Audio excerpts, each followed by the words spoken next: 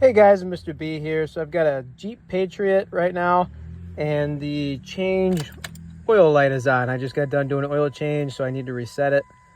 Let's see if it'll come up here. I'll start the car. It might turn on then.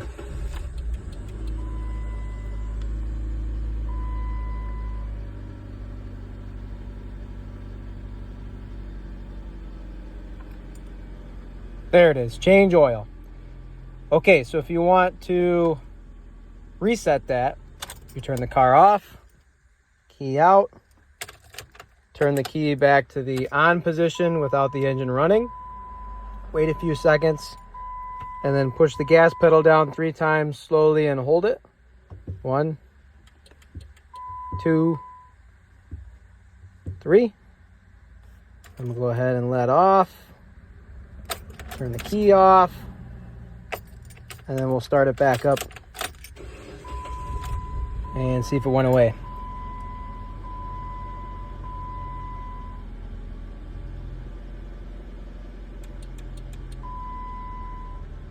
So there's my gas cap light, which we had before, low tire we had before, and the oil change indicator is now gone. So that's how you reset the oil life on a Jeep Patriot.